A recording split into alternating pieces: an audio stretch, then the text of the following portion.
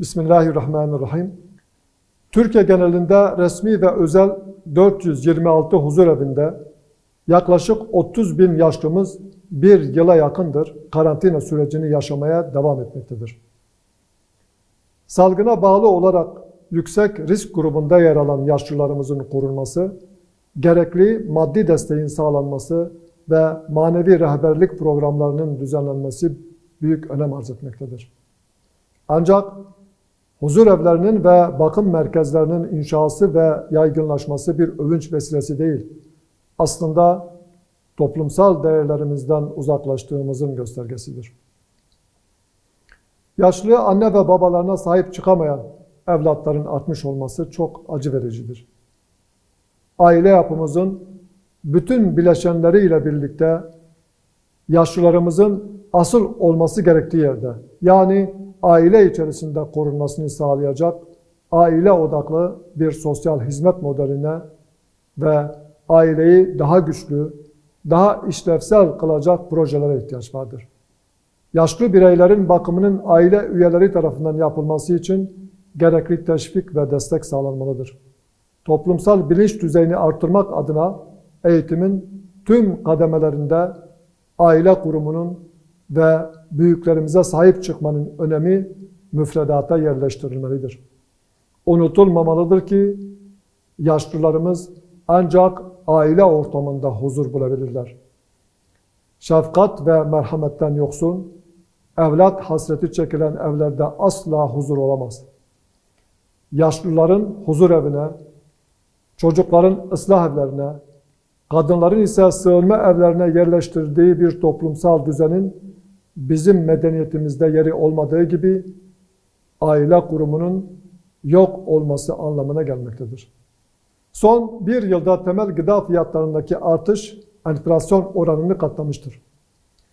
TÜİK verilerine göre gıda enflasyon oranı %20'nin üzerinde gerçekleşmiştir.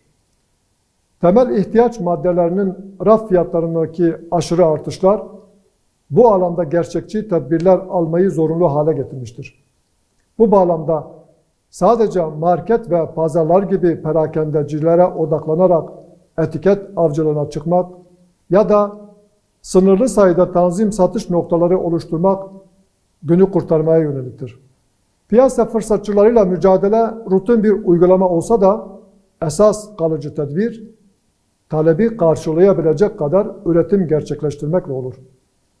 Hükümet, salgın sürecini atlatmak için birçok destekleyici paket açıklamış, doğrudan nakit yardımı ve kredilerle büyük meblağlarda nakit akışı sağlamıştır.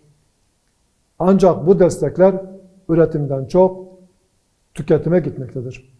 Bu durum piyasada tüketim talebini körüklerken gıda üretimine farklı bir destekleyici yöntem geliştirilmemiştir. Üretim maliyetlerinin artması ve teşviklerin maliyetlere oranla çok düşük seviyede kalması üretimi cazip olmaktan çıkarmaktadır. Bunun sonucunda ekmeklik buğday, ayçiçeği ve mercimek gibi temel gıda ürünlerinin ithalatında gümrük vergileri sıfırlanmıştır. Daha planlı ve kapsamlı projeler geliştirilip gerekli destekleri sağlamak gerekir.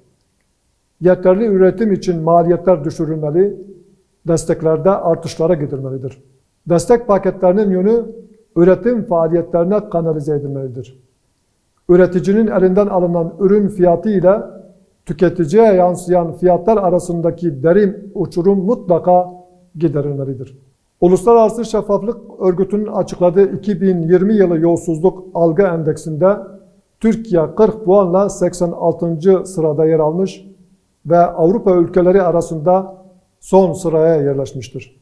Şeffaflık Örgütü açıklamasında açıklık, şeffaflık ve hukuk devleti olmaktan uzaklaşıldıkça yolsuzlukla mücadele kabiliyetinin düştüğüne işaret edilmektedir. Bu tür uluslararası raporların değerlendirmelerinin objektifliği elbette tartışılabilir. Bununla birlikte konu hakkında yaklaşık bir bakış açısı oluşturduğu da inkar edilemez. Hem merkezi hem de yerel yönetimler halka ait olan bütçeyi halkın yararına kullanmakla yükümlüdür. Kamu kurumları ancak şeffaflık ilkesi ve kamu yararı ölçüsü gözetilerek harcamalar yapabilir.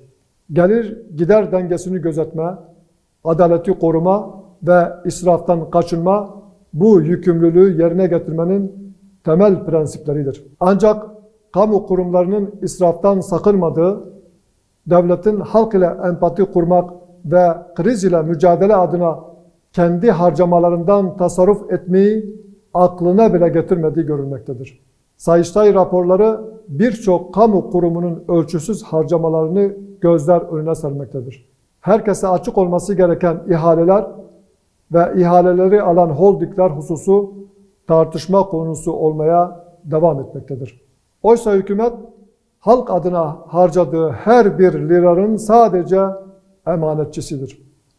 Devlet görevlilerinin konumlarını zenginleşme aracı olarak kullandığının tespiti halinde ilgililerden hesap sorulmasının önünde hiçbir engel olmamalıdır.